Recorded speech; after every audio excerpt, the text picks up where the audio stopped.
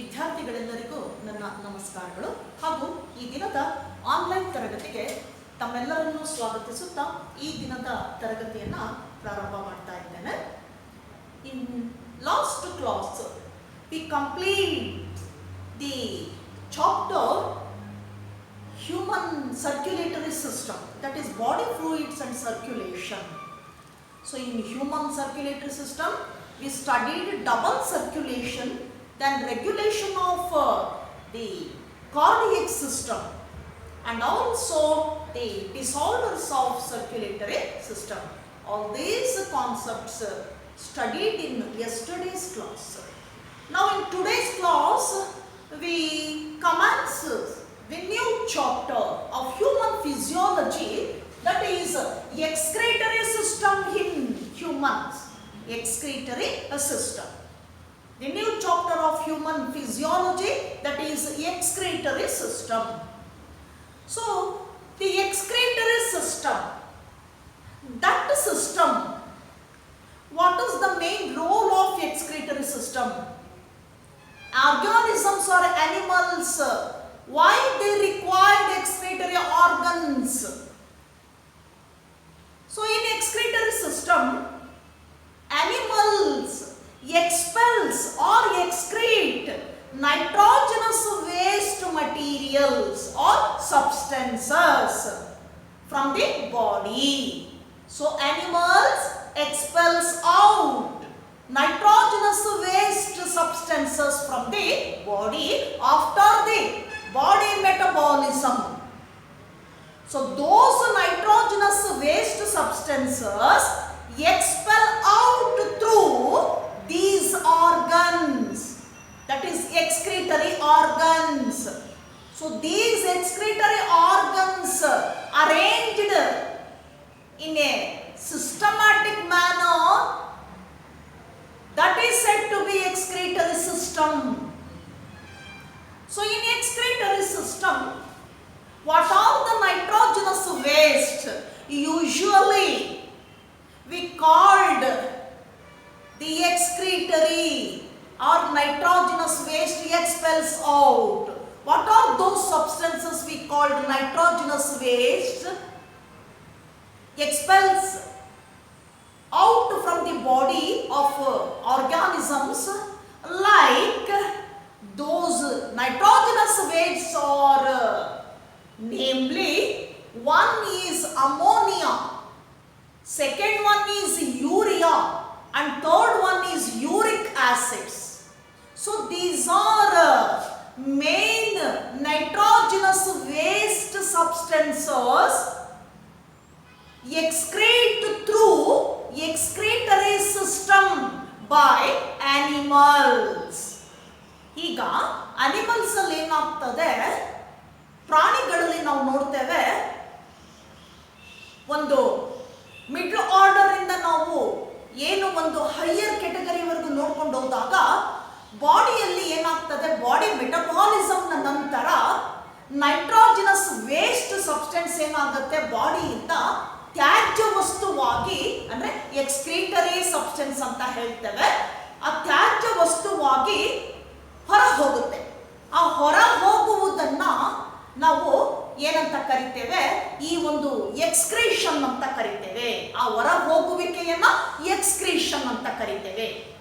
ಈ ಎಕ್ಸ್ಕ್ರೀಷನ್ ನಲ್ಲಿ ತ್ಯಾಜ್ಯ ವಸ್ತುಗಳು ಅಂದರೆ ನೈಟ್ರೋಜನಸ್ ವೇಸ್ಟ್ ಸಬ್ಸ್ಟೆನ್ಸಸ್ ಏನಿದೆ, ಇದು ಒಂದು ಸಿಸ್ಟಮ್ನ ಮೂಲಕ ಬಾಡಿಯಿಂದ ಹೊರ ಹೋಗ್ತದೆ. ಆ ಸಿಸ್ಟಮ್ ಎಕ್ಸ್ಕ್ರೀಟರಿ ಸಿಸ್ಟಮ್ ಅಂತ ಕರಿತೇವೆ. ಈ ಎಕ್ಸ್ಕ್ರೀಟರಿ ಸಿಸ್ಟಮ್ ಅಲ್ಲಿ ಪರ್ಟಿಕ್ಯುಲರ್ ಆರ್ಗನ್ಸ್ ಇದೆ.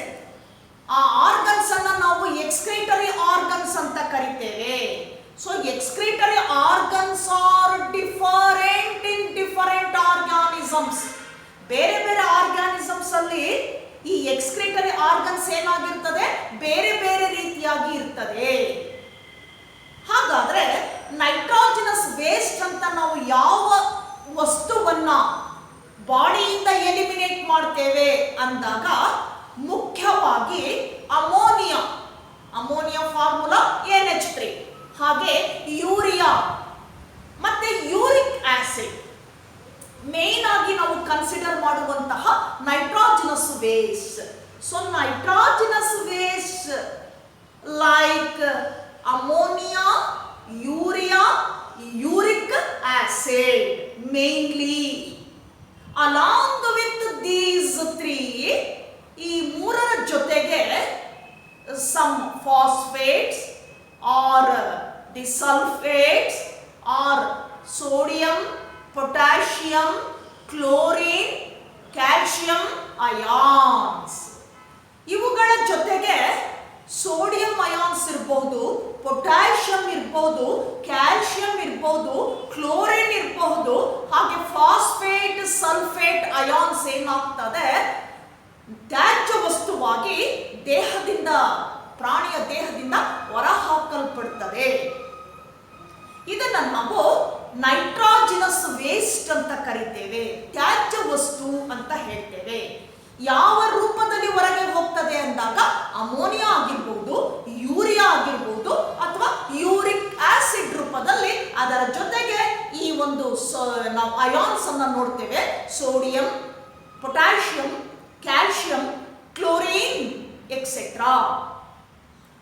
So among these major nitrogenous wastes, ammonia, urea, uric acid, ammonia is very toxic substance.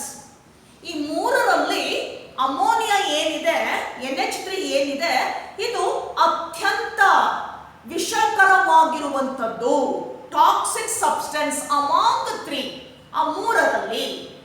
So ammonia expel out in the form of ammonium ions.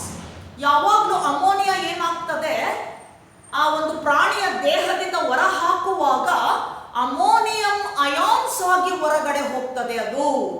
ಹಾಗೆ urea, uric ಆಸಿಡ್ಗೆ compare ಮಾಡಿದಾಗ ammonia ಏನಿದೆ most toxic nitrogenous waste, ಅತ್ಯಂತ ವಿಷಯುಕ್ತವಾಗಿರ್ತಕ್ಕಂತಹ nitrogenous waste, ಇದು toxic.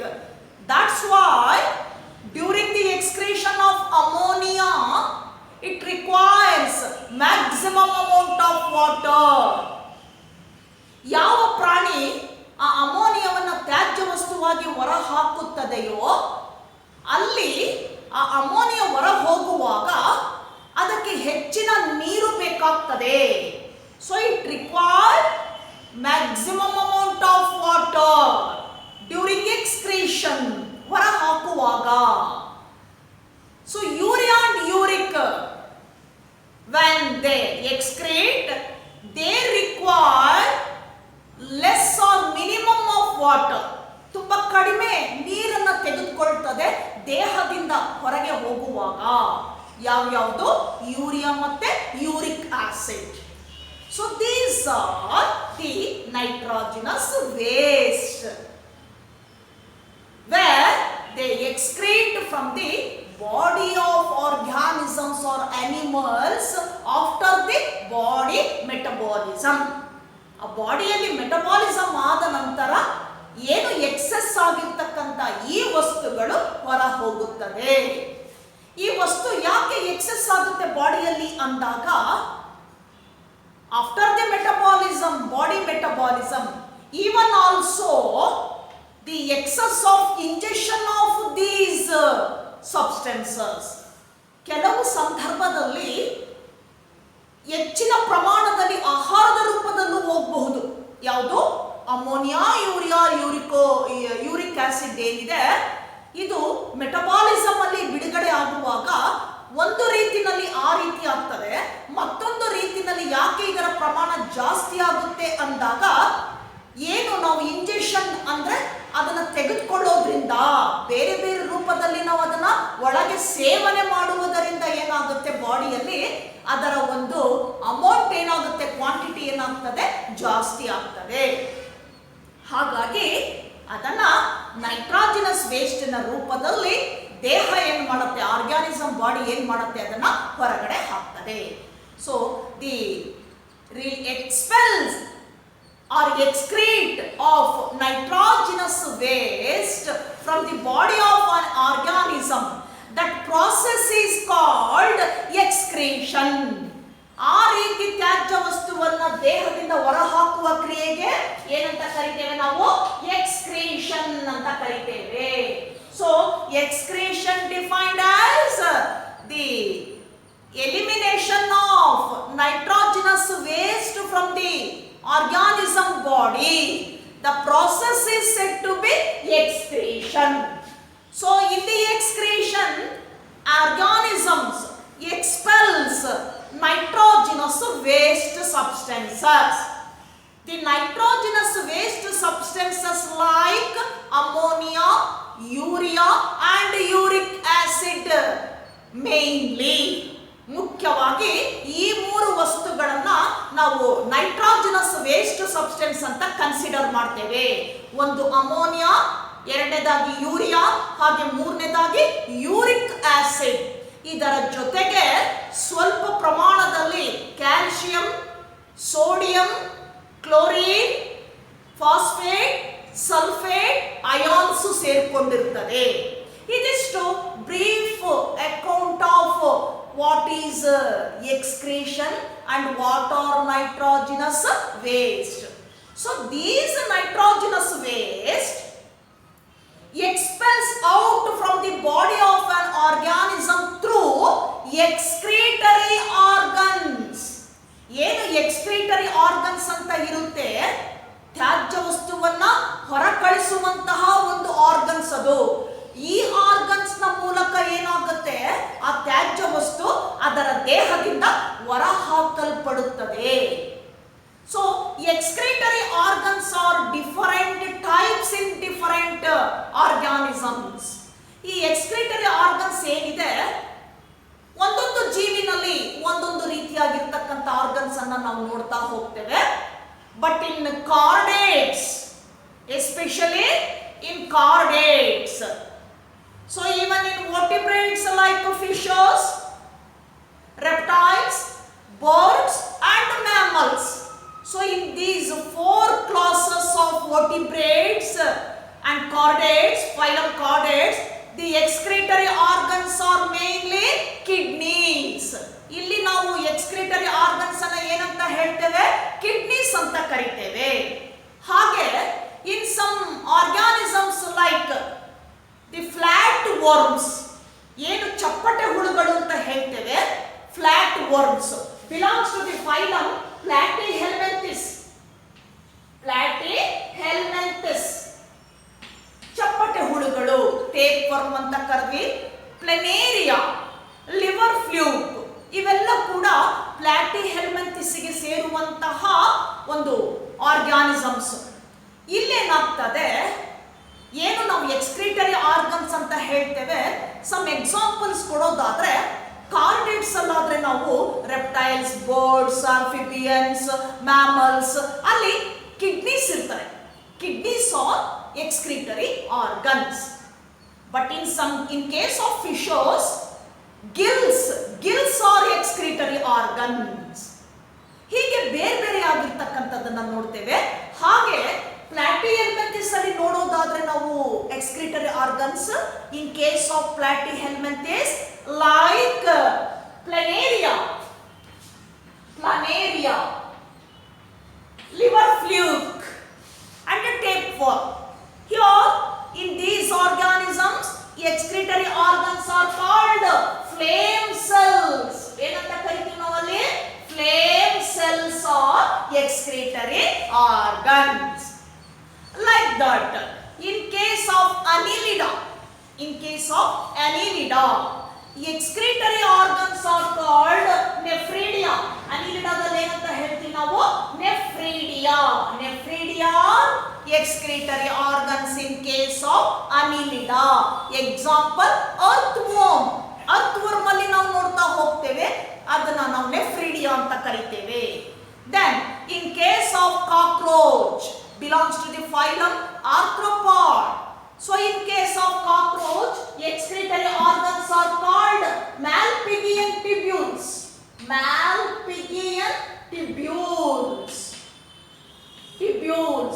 And in crustaceans, belongs to the same phylum arthropoda. Crustaceans ಕ್ರಸ್ಟೇಷಿಯನ್ಸ್ ಅಂದಾಗ crabs ಅನ್ನ ಕೊಡ್ತೀವಿ ನಾವು example.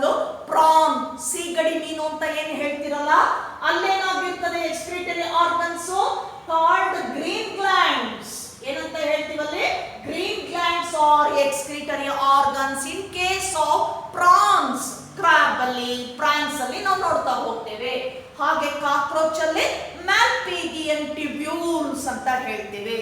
So these are some examples of excretory organs, different excretory organs in different organisms like kidneys, flame cells, nephridia, that is protonephridia flame cells, then the green glands, again Malpighian tubules, green glands and Malpighian tubules.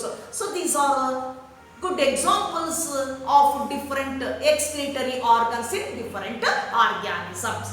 Now, some organisms excrete ammonia. Those organisms are called ammonotelic organisms. ಏನಾಗುತ್ತೆ, ಕೆಲವು organisms ತ್ಯಾಜ್ಯ ವಸ್ತುವಾಗಿ ಅಮೋನಿಯಾವನ್ನ ಏನ್ ಮಾಡುತ್ತದು ದೇಹದಿಂದ ಹೊರ ಹಾಕುತ್ತೆ. ಅಂತ organisms ಅನ್ನ ನಾವು ಏನಂತ ಕರಿತೇವೆ ಅಂದ್ರೆ ಅಮೋನೋಟೆಲಿಕ್ ಆರ್ಗ್ಯಾನಿಸಮ್ಸ್ ಅಂತ ಹೇಳ್ತೇವೆ. Those organisms expels out or excrete ammonia in the form of nitrogenous waste. Those are called ammonotelic organism. ಅಂತಹ ಗುಂಪನ್ನ ಅಮೋನೋಟೆಲಿಕ್ ಆರ್ಗ್ಯಾನಿಸಮ್ಸ್ ಅಂತ ಕರಿತೇವೆ. For example aquatic amphibians. ಯಾವ್ದು ಎಕ್ಸಾಂಪಲ್ ಕೊಡ್ಬೋದು? ಅಕ್ವಾಟಿಕ್ ಆಂಫಿಬಿಯನ್ಸ್, ನೀರಿನಲ್ಲೇ ಇರ್ತಕ್ಕಂಥ ಉಭಯವಾಸಿಗಳು ಆಂಫಿಬಿಯನ್ಸ್. ಅಂಡ್ ಅಕ್ವಾಟಿಕ್ ಇನ್ಸೆಕ್ಟ್ಸ್, ನೀರಿನಲ್ಲಿರ್ತಕ್ಕಂಥ ಕೀಟಗಳು. ಹಾಗೇನೆ ಬೋನಿ ಫಿಶಸ್, ಮೆರೈನ್ ಫಾರ್ಮ್ ಅಲ್ಲಿ ನೋಡ್ತೀವಿ ನಾವು ಬೋನಿ ಫಿಶಸ್. ಈ ಬೋನಿ ಫಿಶಸ್ ಅಲ್ಲಿ ನೀರಿನಲ್ಲೇ ವಾಸ ಮಾಡ್ತಕ್ಕಂಥ ಉಭಯ ಜೀವಿಗಳು ಆಂಫಿಬಿಯನ್ಸ್. ಹಾಗೆ ಕೆಲವು ಕೀಟಗಳು ನೀರಿನಲ್ಲಿರ್ತದೆ, ಅಕ್ವಾಟಿಕ್ ಇನ್ಸೆಕ್ಟ್ಸ್ ಅಂತ ಕರಿತೇವೆ. ಈ ಒಂದು ಆರ್ಗ್ಯಾನಿಸಮ್ಸ್ ಅಲ್ಲಿ ಅಮೋನಿಯಾ ತ್ಯಾಜ್ಯ ವಸ್ತುವಾಗಿ ದೇಹದಿಂದ ಏನಾಗುತ್ತೆ, ಹೊರ ಹಾಕಲ್ಪಡುತ್ತೆ. ಅಂತಹ ಆರ್ಗ್ಯಾನಿಸಮ್ಸ್ ಅನ್ನ ನಾವು ಅಮೋನೋಟೆಲಿಕ್ ಅಂತ ಕರಿತೇವೆ. Those organisms are called ammonotelic. So in those organisms, some of them retained ammonia in the excretory organ. ಇದರಲ್ಲಿ ಏನಾಗ್ತದೆ, ಈ ಆರ್ಗ್ಯಾನಿಸಮ್ ಅಲ್ಲಿ ಕೆಲವು ಆ ಅಮೋನಿಯಾವನ್ನ ಏನ್ ಮಾಡುತ್ತೆ, ಹಾಗೆ ಉಳಿಸ್ಕೊಳ್ತದೆ. ಎಕ್ಸ್ಕ್ರೀಟರಿ ಆರ್ಗನ್ ನಲ್ಲಿ ಹಾಗೆ ಉಳಿಸ್ಕೊಳ್ತದೆ. So such little amount of ammonia is used for the balancing of desired osmolarity, that is osmoregulation. ಏನಾಗುತ್ತೆ ಇಲ್ಲಿ, ಕೆಲವು ಏನೋ ಒಂದು ಅಮೋನಿಯಾವನ್ನ ಏನಿದೆ, so these are called ammonotelic. That is in case of ureotelic ಅಲ್ಲಿ ಉಳಿಸ್ಕೊಳ್ಳುವಂಥದ್ದು.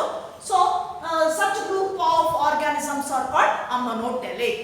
Here the ammonia in the form of ammonium ions during the excretion. Example, aquatic amphibians, aquatic insects and bony fishes. Coming to the second one, ureotelic. Those organisms excrete urea as a nitrogenous waste. Those organisms are called ureotelic. ಕೆಲವು organisms ಏನಿದೆ, ಯೂರಿಯಾವನ್ನು ತ್ಯಾಜ್ಯ ವಸ್ತುವಾಗಿ ದೇಹದಿಂದ ಹೊರಹಾಕುತ್ತೆ. ಅಂತಹ organisms ಅನ್ನ ನಾವು ಯೂರಿಯೋಟೆಲಿಕ್ ಅಂತ ಕರಿತೇವೆ. ಅಂತ ಆರ್ಗ್ಯಾನಿಸಮ್ಸ್ ಅನ್ನ ಯೂರಿಯೋಟೆಲಿಕ್ ಅಂತ ಕರಿತೇವೆ. Examples for this group, that is some mammals. ಯೂರಿಯಾವನ್ನು ತ್ಯಾಜ್ಯ ವಸ್ತುವಾಗಿ ಕಳಿಸುವಂತಹ ಆರ್ಗ್ಯಾನಿಸಮ್ಸ್ ಅಲ್ಲಿ ಯಾವುದು ಉದಾಹರಣೆ ಕೊಡಬಹುದು? Mammals, fishes and terrestrial amphibians. ಭೂಮಿ ಮೇಲೆ ವಾಸ ಮಾಡ್ತಕ್ಕಂಥ ಉಭಯವಾಸಿಗಳು terrestrial amphibians, mammals and some fishes. They excrete urea in the form of the nitrogenous waste. But in case of ureotelic animals, some quantity of, that is little quantity of urea retained in the kidney. Here urea so released from the, that is the conversion of ammonia. Urea is formed by the conversion of ammonia. ಈ ಪ್ರಾಣಿಗಳಲ್ಲಿ urea ಯಾವ ರೀತಿ ಉತ್ಪತ್ತಿ ಆಗುತ್ತೆ ಅಂದಾಗ ammonia ಏನಾಗ್ತದೆ, urea ಆಗಿ convert ಆಗ್ತದೆ. ಎಲ್ಲಿ? ಅದರ ದೇಹದಲ್ಲಿ. ಸೊ ಅಮೋನಿಯಾ ಇರ್ತಕ್ಕಂಥದ್ದು ಏನಾಗುತ್ತೆ, ಬ್ಲಡ್ಗೆ ಸೇರ್ಕೊಳ್ಳುತ್ತೆ, ಬ್ಲಡ್ ಇಂದ ಒಂದು ಕಿಡ್ನಿ ಪಾಸ್ ಆಗುತ್ತೆ, ಕಿಡ್ನಿಯಲ್ಲಿ ಏನಾಗ್ತದೆ, ಇದು ಫಿಲ್ಟ್ರೇಷನ್ ಆದಾಗ ಯೂರಿಯಾ ಆಗಿ ಏನಾಗ್ತದೆ, ಕನ್ವರ್ಟ್ ಆಗಿ ಅದು ನೈಟ್ರೋಜಿನಸ್ ವೇಸ್ಟ್ ಆಗಿ ಹೊರ ಹೋಗ್ತದೆ. ಬಟ್ ಸ್ವಲ್ಪ ಪ್ರಮಾಣದಲ್ಲಿ ಯೂರಿಯಾವನ್ನ ಹಾಗೆ ಉಳಿಸ್ಕೊಳ್ಳುತ್ತೆ ಕಿಡ್ನಿಯಲ್ಲಿ ಈ ಪ್ರಾಣಿಗಳು.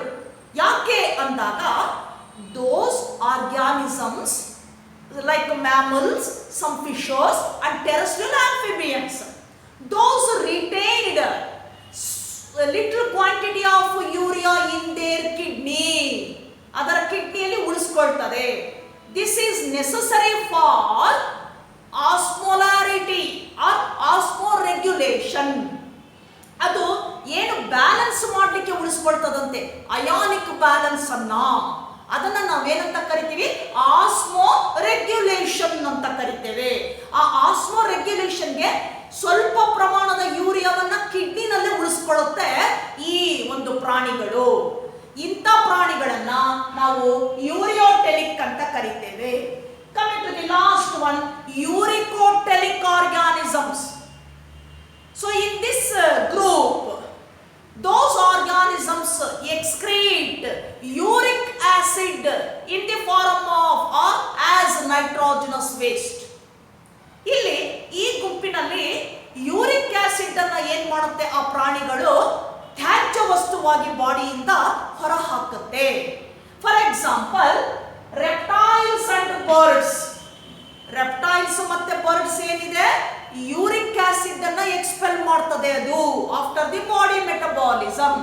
So that uric acid comes out from the body in the form of pellet or paste. ಒಂದ್ ರೀತಿ ಪೇಸ್ಟ್, ಗಟ್ಟಿಯಾದ ಪೇಸ್ಟ್ ಇಂದ ಹೊರಗೆ ಬರ್ತದೆ, ಅದನ್ನ ನಾವು ಪೆಲೆಟ್ ಅಂತ ಕರಿತೇವೆ. Pellet or paste in case of birds and reptiles.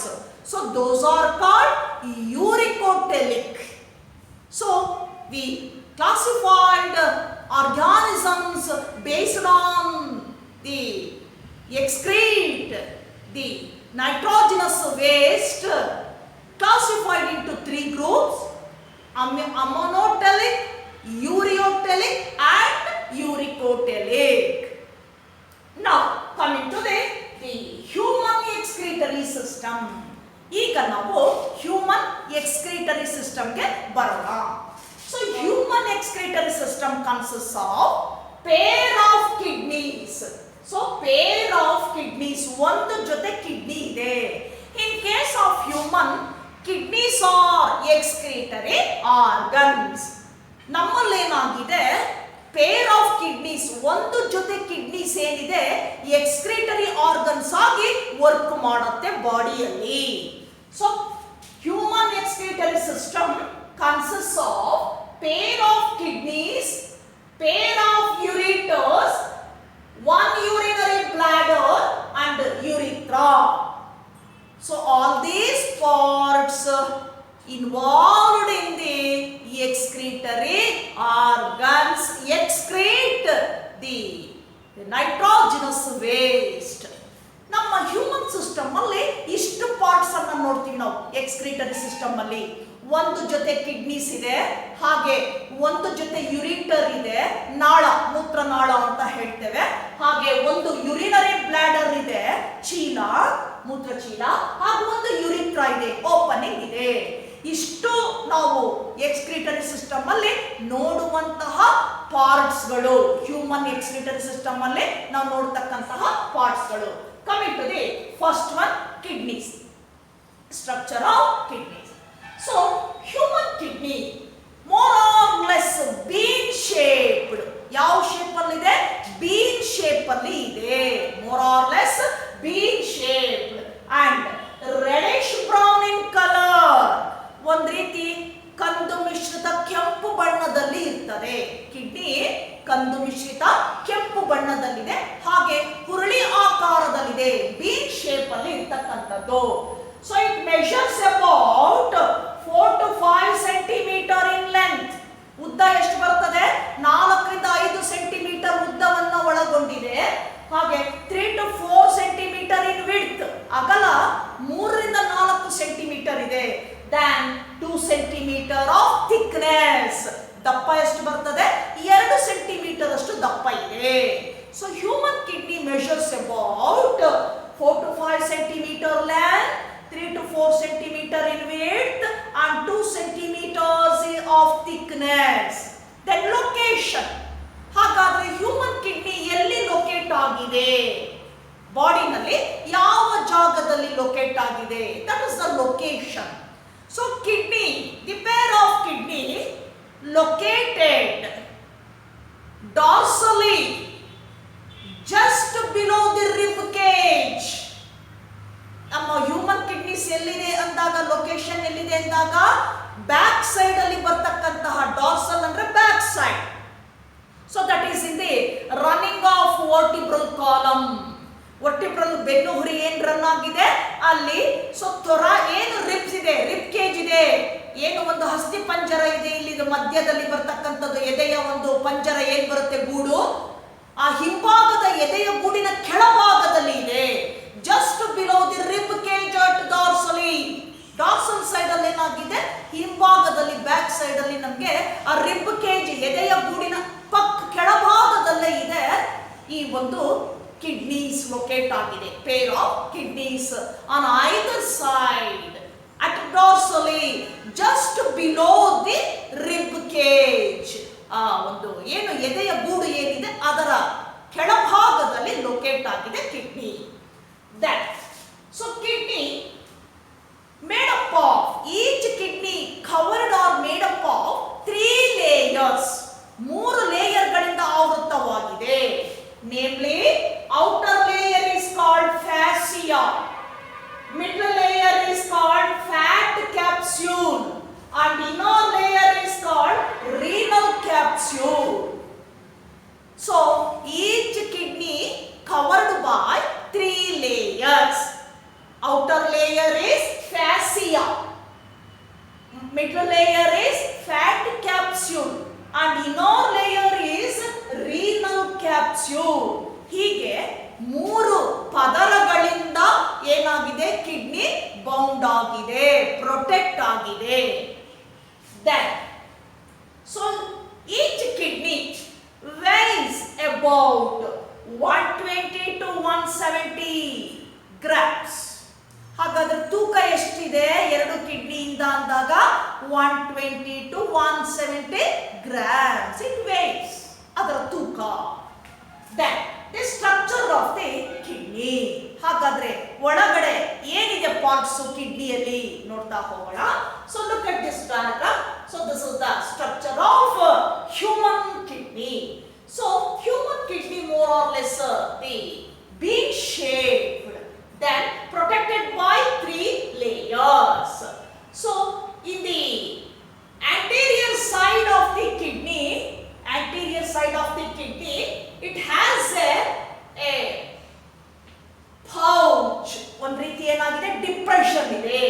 So a depression at the inside the cavity, inside the kidney part, that depression, that pouch, that is called renal pelvis. ಇಲ್ಲಿ ನೋಡಿ, ಈಗ ಒಂದು ಭಾಗದಲ್ಲಿ ಏನಾಗಿದೆ ಕಿಡ್ನಿಯಲ್ಲಿ, anterior ಭಾಗದಲ್ಲಿ ಈ ರೀತಿ ಒಂದು ಡಿಪ್ರೆಷನ್ ಅನ್ನ ನೋಡ್ತೇವೆ ನಾವು, ಪೌಚ್ ಅನ್ನ ನೋಡ್ತೇವೆ.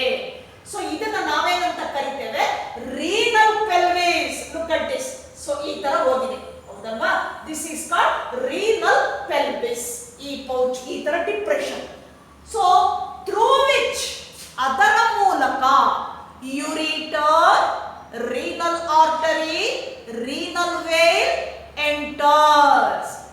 ಈ ಒಂದು ಪೌಚ್ನ ಮೂಲಕ ಏನು ರೀನಲ್ ಪೆಲ್ವಿಸ್ ಅಂತ ಹೇಳಿದ್ವಿ, ಈ ರೀನಲ್ ಪೆಲ್ವಿಸ್ ನ ಮೂಲಕ ಏನಾಗಿದೆ, ರೀನಲ್ ಆರ್ಟರಿ, ರೀನಲ್ ವೇನ್ ಮತ್ತೆ ಯೂರಿಟರ್ ಏನಾಗಿದೆ, ಎಂಟ್ರಿ ಆಗಿದೆ. ಒಳಗಡೆಗೆ ಏನಿದೆ ಅಲ್ಲಿಂದ ಎಮರ್ಜ್ ಆಗಿದೆ, ಆ ಭಾಗದಿಂದ emerges out. Renal artery, renal vein and the ureter, ಈ ಮೂರು. So that is called renal pelvis. Then it brings renal pelvis, that region brings ಏನು ಕೊಡ್ತದೆ ಅಲ್ಲಿ ಅಂದ್ರೆ conical shaped structure. Look at this. So this is conical shaped structure. So 1 2 3. So maximum number of conical shaped structures. That conical shaped structure is called medullary pyramids. ಅವುಗಳಿಗೆ ಏನಂತ ಕರಿತೇವೆ ನಾವು, medullary pyramids. Look at this. This is 1, this is 2, 3 like that. ಹೀಗೆ ಇಲ್ಲಿ ತೋರಿಸಿದೀನಿ. ಈ conical shape ಏನಿದೆ, funnel shape structure ಕಾಣ್ತಾ ಇದೆಯಲ್ವಾ, ಈ ತರ ಫನಲ್ ಶೇಪ್ ಸ್ಟ್ರಕ್ಚರ್ ಕಾಣ್ತಾ ಇದೆ. ಇದನ್ನ ನಾವು ಮೆಡುಲರಿ ಏನಂತ ಕರಿತೇವೆ, ಪಿರಮಿಡ್ ಅಂತ ಕರಿತೇವೆ.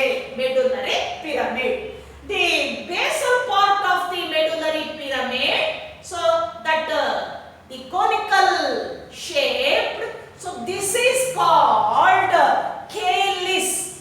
ಅದನ್ನೇನಂತ ಕರಿತೀವಿ, ಕೇಲಿಸ್ ಅಂತ ಕರಿತೇವೆ. ಪ್ಲೂರಲ್ ಕೇಲಿಸಸ್, ಕೇಲಿಸಸ್ ಅಂತ ಹೇಳ್ತೀವಿ. ಈ ತಳದಲ್ಲಿ ಏನಾಗಿದೆ, ಬುಡದಲ್ಲಿ ಈ ತರ ಕಾಣಿಸ್ತಾ ಇದೆ.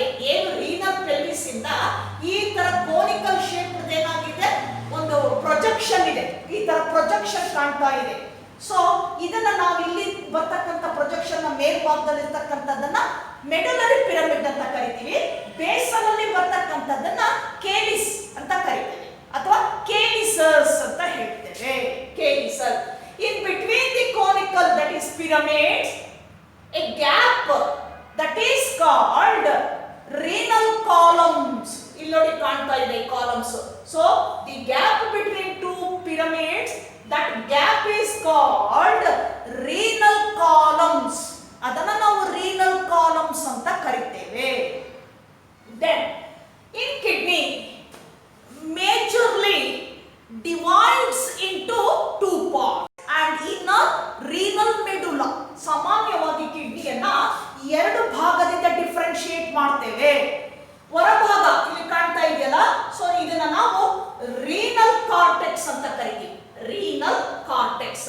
ಹಾಗೆ ಒಳಭಾಗ ಏನಿದೆ ಇದನ್ನ ನಾವು ರೀನಲ್ ಮೆಡುಲಾ ಅಂತ ಕರಿತೇವೆ. So renal cortex at outside and the middle part is renal medulla. Renal medulla. So this is the structure of a kidney. Then, so the kidney pyramid has, look at this, the medullary pyramid. It has a number of minute tubules. ಅಲ್ಲೇನಾಗಿದೆ, number of minute tubules are present in that pyramid. Those tubules are called nephrons. ಆ tubules ಅನ್ನ ಏನಂತ ಕರಿತೇವೆ ನಾವು, nephrons ಅಂತ ಕರಿತೇವೆ. millions of such minute tubules are present inside the medulla of a kidney. Those tubules are called nephrons. So commonly called as urinary tubules. Urinary tubules. Nephrons are functional units of kidney. ಈ ಏನು ಸಣ್ಣ ಸಣ್ಣ tubules ಇದೆ, millions ಅಷ್ಟು ಇದೆ. ಈ tubules ಏನಂತ ಹೇಳ್ತೇವೆ ನಾವು, ಫಂಕ್ಷನಲ್ ಯೂನಿಟ್ಸ್. ಇದೇ ಮೇನ್ ಕಿಡ್ನಿನಲ್ಲಿ ಫಂಕ್ಷನಲ್ ಯೂನಿಟ್ಸ್ ಆಫ್ ಕಿಡ್ನಿ ಅಂತ ಕರಿತೇವೆ. Because filtration takes place in these tubules. ಏನು ಫಿಲ್ಟ್ರೇಷನ್ ನಡೆಯುತ್ತೆ, ಆ ಫಿಲ್ಟ್ರೇಷನ್, ಯೂರಿನ್ ಫಿಲ್ಟ್ರೇಷನ್ ಈ ಟ್ಯೂಬ್ಯೂಲ್ಗಳ ಸಹಾಯದಿಂದನೇ ನಡೆಯುವುದು. ಆ ಕಿಡ್ನಿ ಎಂಟೈರ್ ವರ್ಕ್ ಟ್ಯೂಬ್ಯೂಲ್ಸ್ ಇಂದನೇ ನಡೆಯೋದ್ರಿಂದ ಇವುಗಳನ್ನ ನಾವು functional units of the kidney ಅಂತ ಕರಿತೇವೆ. Nothing but nephrons or urinary tubules ಅಂತ ಕರಿತೇವೆ. ಫಂಕ್ಷನಲ್ ಯೂನಿಟ್ಸ್ ಮಿಲಿಯನ್ಸ್ ಅಷ್ಟು ಇರ್ತದೆ ಈ nephrons. So each nephron, that is, look at this, the structure of a nephron. ಹಾಗಾದ್ರೆ ಒಂದು ಫಂಕ್ಷನಲ್ ಯೂನಿಟ್ ಅನ್ನು ತೆಗೆದುಕೊಂಡಾಗ ಹೇಗೆ ಕಾಣುತ್ತೆ nephron, functional unit or urinary tubule? So this is the single nephron structure. So nephron composed of two structure. ಆ nephron ಅಂತಕ್ಕಂಥದ್ದು ಏನಿದೆ, ನಾವು ಒಂದನ್ನ ಎನ್ಲಾರ್ಜ್ ಮಾಡಿ ನೋಡಿದಾಗ ಎರಡು ಭಾಗಗಳನ್ನು ಒಳಗೊಂಡಿದೆ. Each nephron has two structures, namely one is the glomerulus. First part of nephron is called glomerulus. Look at this. This is a glomerulus. And second one is called renal tubule. Second one is called renal tubule. Illodi, idu renal tubule. This part is called glomerulus ಅಂತ ಕರೀತೇವೆ. ಒಂದು nephron ನಲ್ಲಿ ಇರುವಂತಹ ಎರಡು ಪ್ರಮುಖ ಭಾಗಗಳು, ಮುಖ್ಯ ಭಾಗಗಳು, ಒಂದು glomerulus, second one is renal tubule. So glomerulus enclosed by a cap like structure called Bowman's capsule. Bowman's capsule. ಇಲ್ಲಿ ನೋಡಿ, ಈ ಗ್ಲಾಮರುಲಸ್ ಏನಿದೆ ಇದು ಒಂದು ಸ್ಯಾಕ್ ಲೈಕ್, ಅಂದ್ರೆ ಒಂದು ಕ್ಯಾಪ್ ಲೈಕ್ ಸ್ಟ್ರಕ್ಚರ್ ಒಳಗಡೆ ಎನ್ಕ್ಲೋಸ್ ಆಗಿದೆ. ಆ ಕ್ಯಾಪ್ ಅನ್ನ ಏನಂತ ಕರೀತೇವೆ? ಬೌಮನ್ಸ್ ಕ್ಯಾಪ್ಸ್ಯೂಲ್ ಅಂತ ಕರೀತೇವೆ. That so in the glomerular part it emerges or exists afferent and efferent arteriole. ಈ ಗ್ಲಾಮರುಲರ್ ಪಾರ್ಟ್ ಇಂದ this is called afferent arteriole, this is called efferent arteriole. ಈ ಎರಡು ಆರ್ಟರಿಯೋಲ್ ಏನಾಗಿದೆ, ಇಲ್ಲಿಂದ ಎಮರ್ಜಸ್ ಆಗಿದೆ. ಎಲ್ಲಿಂದ? ಗ್ಲಾಮರುಲಸ್ ಪಾರ್ಟ್ ಇಂದ. That the basal part of the Bowman's capsule that emerges renal tube. ಈ ಕೆಳಗಡೆ ಭಾಗದಿಂದ ಏನಾಗಿದೆ, ಬೌಮನ್ಸ್ ಕ್ಯಾಪ್ಸೂಲ್ ಇಂದ ನೆಕ್ಸ್ಟ್ ಪಾರ್ಟ್ ಏನಿದೆ ನೆಫ್ರಾನ್ ಅದು ಬರ್ತದೆ, ಕಂಟಿನ್ಯೂ ಆಗ್ತದೆ. ಯಾವುದು next part? Renal tubule. So the second part of the nephron, renal tubule, that emerges out from the basal part of Bowman's capsule. Then it continues downwards. So in kidney it continues towards the pelvis, renal pelvis. So the continued part of renal tubule that extends in the form of proximal and distal convoluted tubule. ಅಲ್ಲಿಂದ ಬಂದಂತಹ renal tubule ಏನಾಗ್ತದೆ, extend ಆಗ್ಬಿಟ್ಟು divide ಆಗ್ತದೆ. Divide ಆಗಿ ಒಂದು proximal ಅಂತ ಕರಿತೀವಿ, proximal convoluted tubule ಅಂತ ಕರಿತೇವೆ. So look at this diagram. So this is the proximal convoluted tubule and another one is called as distal convoluted tubule. ಆ ಪ್ರಾಕ್ಸಿಮಲ್ ಕನ್ವಲ್ಯೂಟೆಡ್ ಟ್ಯೂಬ್ಯೂಲ್ ಏನಾಗ್ತದೆ, ಈ ರೀತಿ ಕಾಯಿಲ್ ಆಗ್ತದೆ. So highly coiled together to form a loop, one ರೀತಿ loop like ಕಾಣ್ತದೆ. So that is called Henle's loop. ಅದನ್ನೇನಂತ ಕರಿತೀವಿ? Henle's loop ಅಂತ ಕರಿತೇವೆ. ನೋಡಿ ಎಷ್ಟು ತರ ಕಾಯಿಲ್ ಆಗಿ ಬಂದಿದೆ, ಯಾವುದು? Proximal convoluted tubule. ಆ ರೀತಿ ಬಂದಾಗ ಈ ಕಡೆ ಏನಾಗುತ್ತೆ, ಲೆಫ್ಟ್ ರೈಟ್ ಗೆ ಎರಡು ಭಾಗ ಕೊಡ್ತದೆ. ಈ ತರ ಬೆಂಡ್ ಆಗಿ ಮೇಲಕ್ಕೆ ಹೋಗ್ತದೆ. ಹಾಗೆ ಹೋಗುವಾಗ ಏನಾಗುತ್ತೆ, ಒಂದು ಲೂಪ್ ಅನ್ನ ಕ್ರಿಯೇಟ್ ಮಾಡಿದೆ.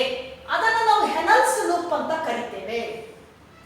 ನೆಕ್ಸ್ಟ್ ರೈಟ್ ಗೆ ಟರ್ನ್ ಆದಾಗ ಆ ಒಂದು ಭಾಗವನ್ನ ನಾವು ಡಿಸ್ಟಲ್ ಕನ್ವಲ್ಯೂಟೆಡ್ ಟ್ಯೂಬ್ಯೂಲ್ ಅಂತ ಕರಿತೇವೆ. ಪ್ರಾಕ್ಸಿಮಲ್ ಏನಾಗ್ತದೆ, highly coiled and toned into another direction to create a loop called Henel's loop. So the other end of renal tubule is called, that is distal convoluted tubule, that connects the main tube or duct called collecting duct. ಅದು ಎಲ್ಲಿಗೆ ಸೇರುತ್ತೆ finally? It connects to the main duct called collecting duct. ಇಲ್ಲಿಗೆ ಸೇರಿದೆ ನೋಡಿ, ಇಲ್ಲಿಗೆ ಸೇರಿದೆ. So in the Henel's loop, both strands, that is one at left side, another at right side. So the left side strand is called descending loop, the right strand is called ascending loop. So these two together called as Henel's loop, a hairpin like structure. ಈ ತರ ಬಂದು coil ಆಗಿ ಹೋಗಿದೆ. Then in between these two strands, that is ascending and descending loop, where the efferent arteriole is highly coiled or twisted along with distal and ascending and descending loop. ಇವೆರಡು ಲೂಪ್ಗಳ ಮಧ್ಯೆ ಏನಾಗಿದೆ, ಈ ಇಫರೆಂಟ್ ಆರ್ಟರಿಯೋಲ್ ಏನಾಗಿದೆ, ಕಾಯಿಲ್ ಆಗ್ತಾ ಬಂದಿದೆ, twist ಆಗ್ತಾ ಬಂದಿದೆ. So this is the structure of each nephron or urinary tubule. So it has two parts. One is glomerulus part, another one is renal tubule. So renal tubule that floats towards the pelvis. ಯಾವಾಗಲೂ tubule ಏನಾಗಿರ್ತದೆ, ಇಲ್ಲಿಂದ commence ಆಗಿರ್ತಕ್ಕಂಥ tubule ಅದರ renal part ಏನಿದೆ ಇಲ್ಲಿ ಏನಾಗ್ತಾ ಇರ್ತದೆ, ಈ ತರ ಫ್ಲೋಟ್ ಆಗ್ತಾ ಇರ್ತದೆ. ಈ ಕಡೆ ಯಾವ ಡೈರೆಕ್ಷನ್ಗೆ, ರೀನಲ್ ಪೆಲ್ವಿಸ್ ಕಡೆ ಫ್ಲೋಟ್ ಆಗ್ತಾ ಇರ್ತದೆ. So in nephrons, some nephrons are urinary tubules. The Henel's loop is too short. ಕೆಲವು ನೆಫ್ರಾನ್ಸ್ ಅಲ್ಲಿ ಏನಾಗ್ತದೆ, ಈ ಹೆನಲ್ ಟ್ಯೂಬ್ ಇದೆಯಲ್ಲ, ಹೆನಲ್ಸ್ ಟ್ಯೂಬ್ ಇದು ತುಂಬಾ ಕಡಿಮೆ ಇರ್ತದೆ, ಶಾರ್ಟ್ ಇರ್ತದೆ, ಲೆಂತಿ ಆಗಿರೋದಿಲ್ಲ. Such nephrons are called cortical nephrons. ನೋಡಿ, ನೆಫ್ರಾನ್ಸ್ ಅಲ್ಲಿ ಎರಡು ವಿಧ ಇದೆ. ಕೆಲವು ನೆಫ್ರಾನ್ಸ್ ಅಲ್ಲಿ ಹೆನಲ್ಸ್ ಲೂಪ್ ಏನಾಗಿದೆ, ಟೂ ಶಾರ್ಟ್, ತುಂಬಾ ಚಿಕ್ಕದಾಗಿದೆ. ಅಂತ ನೆಫ್ರಾನ್ಸ್ ಅನ್ನ ನಾವು ಕಾರ್ಟಿಕಲ್ ನೆಫ್ರಾನ್ಸ್ ಅಂತ ಕರಿತೇವೆ. In some nephrons of the kidney, Henle's loop is too long, ತುಂಬಾ ಉದ್ದ ಇರ್ತದೆ. Such nephrons are called juxtamedullary nephrons. ಹಾಗಾಗಿ ನಾವು ನೆಫ್ರಾನ್ಸ್ ಅನ್ನ ಎರಡು ರೀತಿ ಡಿಫ್ರೆನ್ಶಿಯೇಟ್ ಮಾಡ್ತೇವೆ. ಯಾವಾಗ ಕೆಲವು ನೆಫ್ರಾನ್ಸ್ ಅಲ್ಲಿ ಈ ಹೆನಲ್ಸ್ ಲೂಪ್ ಇದೆಯಲ್ಲ, ಈ ಹೆನಲ್ಸ್ ಲೂಪ್ ಶಾರ್ಟ್ ಇದ್ದಾಗ ಅಂತದನ್ನ ಕಾರ್ಟಿಕಲ್ ನೆಫ್ರಾನ್ಸ್ ಅಂತ ಕರಿತೇವೆ. ಇನ್ನು ಕೆಲವು ನೆಫ್ರಾನ್ಸ್ ಅಲ್ಲಿ ಹೆನಲ್ಸ್ ಲೂಪ್ ಏನಾಗಿರ್ತದೆ, ಟೂ ಲಾಂಗ್, ತುಂಬಾ ಉದ್ದವಾಗಿರ್ತದೆ. ಅಂತದನ್ನ ನಾವು ಜಕ್ಸ್ಟಾ ಮೆಡುಲರಿ ನೆಫ್ರಾನ್ಸ್ ಅಂತ ಕರಿತೇವೆ. So we can differentiate nephrons into two types. One is cortical and another one is juxtamedullary nephrons. So this is the diagrammatic representation of a structure of nephron or urinary tubule. So this is enough for today's class. Then I will take up the next concept, that is the glomerular part, how the filtration takes place in the renal tubule. I will take up in next class. Till then, goodbye.